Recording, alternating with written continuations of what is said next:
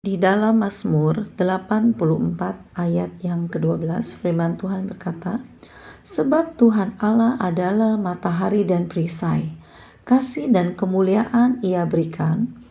Ia tidak menahan kebaikan dari orang yang hidup tidak bercela." Salam damai, salam sejahtera semua saudara-saudara yang saya kasih di dalam Kristus Yesus. Kembali lagi di channel Deborah Feni. Kiranya firman Tuhan yang disampaikan menjadi berkat, menguatkan dan meneguhkan iman kita semua. Saudara, bukankah semua manusia di dunia ini memiliki tujuan hidup dan keinginan yang sama, bukan? Yaitu bahagia. Dan untuk mewujudkan kebahagiaan itu, semua manusia berlomba-lomba untuk melakukan segala daya upaya dan usaha demi memperoleh kebahagiaan tersebut.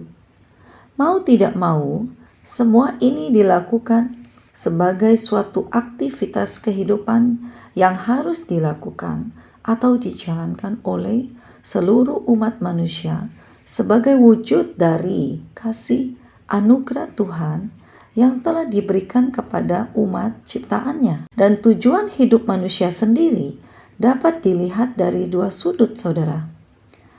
Yang pertama, sudut pandang rohani sebagai tujuan hidup utama, dan yang kedua adalah sudut pandang dunia sebagai tujuan hidup universal atau umum.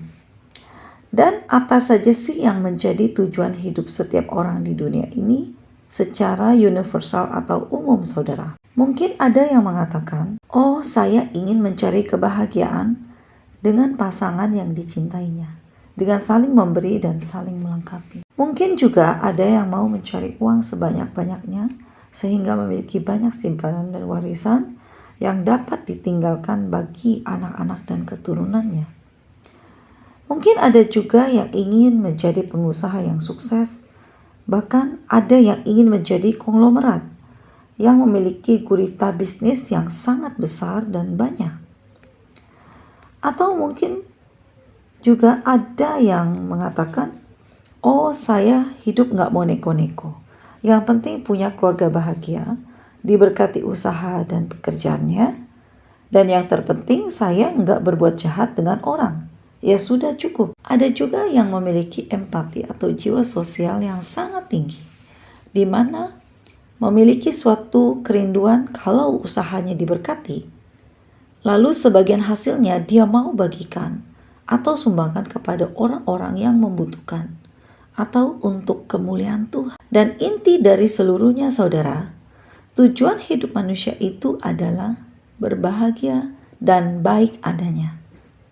Saya yakin dan percaya kalau saya bertanya kepada seseorang, tidak ada yang mengatakan kalau ia mau menderita, saudara.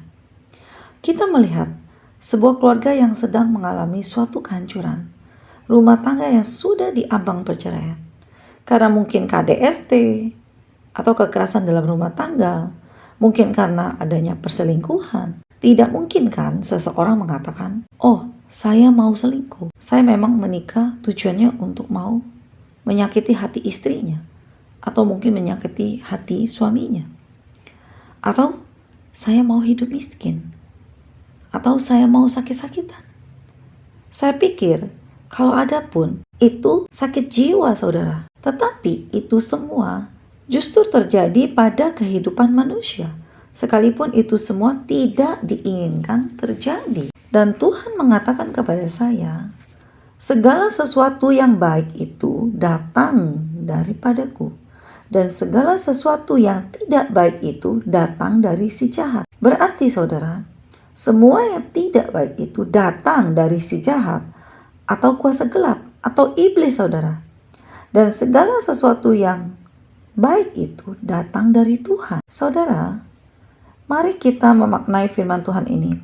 Kitab Matius 16 ayat yang ke-19. "Kepadamu akan kuberikan kunci kerajaan sorga. Apa yang kau ikat di dunia ini akan terikat di sorga. Dan apa yang kau lepaskan di dunia ini akan terlepas di sorga."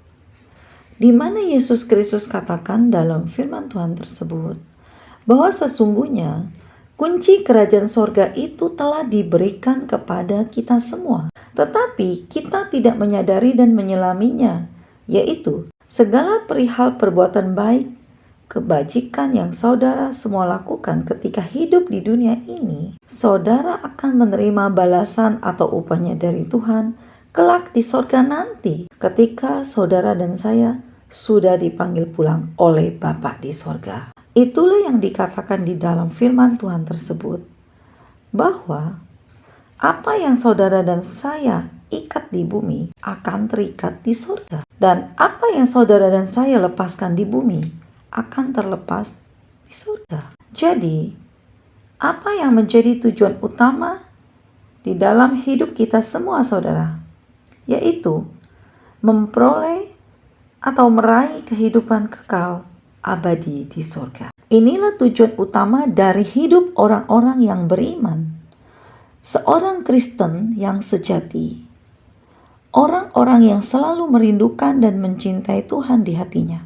Jadi, kalau saudara mengatakan saudara adalah seorang yang mencintai dan mengasihi Tuhan, saudara adalah seseorang yang merindukan Tuhan, tetapi saudara belum mengubah tujuan hidup saudara di dunia ini, sesungguhnya saya mau katakan, saudara belum menemukan kunci kerajaan sorga tersebut yang sudah Tuhan Yesus Kristus berikan kepada kita semua.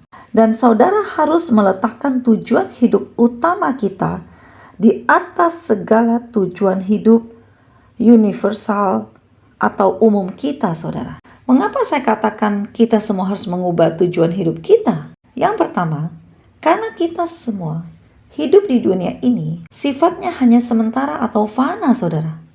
Dan yang kedua, kehidupan di dunia ini tidak kekal dan abadi sifatnya. Bukankah di dalam kitab Mazmur 90 ayat yang ke-10 dikatakan, umur manusia itu 70 tahun, dan kalau kuat 80 tahun.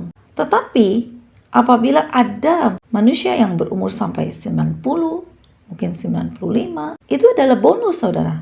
Bukankah itu di mata Tuhan sifatnya sangat-sangat sementara? Saya menggarisbawahi, sangat-sangat sementara. Bukankah kalau kita seorang yang penuh hikmat Tuhan, kita perlu camkan itu, bahwa betapa pentingnya ketika kita hidup di dunia ini, kita harus memperhatikan dan mempergunakan waktu kita seefektif mungkin. Kita gunakan untuk kemuliaan Tuhan, untuk berbuat kebaikan sebanyak-banyaknya. Tentunya dengan talenta dan kemampuan serta karunia yang telah Tuhan berikan kepada saudara-saudara semua. Jadi sudah dipastikan, saudara, tidak boleh menumpuk harta di dunia. Tetapi saudara harus menumpuk harta di sorga sebanyak-banyaknya.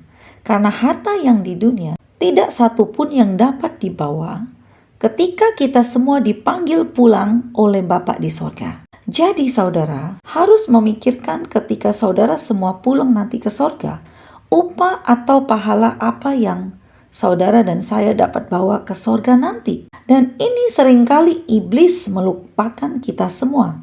Oleh karena itu, iblis paling senang memfokuskan hidup kita kepada kehidupan rutinitas dan kesenangan duniawi saja, agar kita semua menjauh dari hadirat Tuhan. Tetapi sebaliknya, kita semua, saudara dan saya, harus memfokuskan hidup kita kepada kerajaan Allah dan kebenarannya, kepada kerajaan sorga, kepada hal-hal yang menjadi kesukaan bagi Tuhan. Itulah yang terpenting dan terutama, saudara. Saudara, kiranya Roh Kudus senantiasa memberikan roh kepekaan kepada kita semua. Dan kiranya hidup kita senantiasa berkenan di hadapan Tuhan dan senantiasa melakukan kehendak Bapa di sorga. Haleluya, amin. Tuhan Yesus memberkati.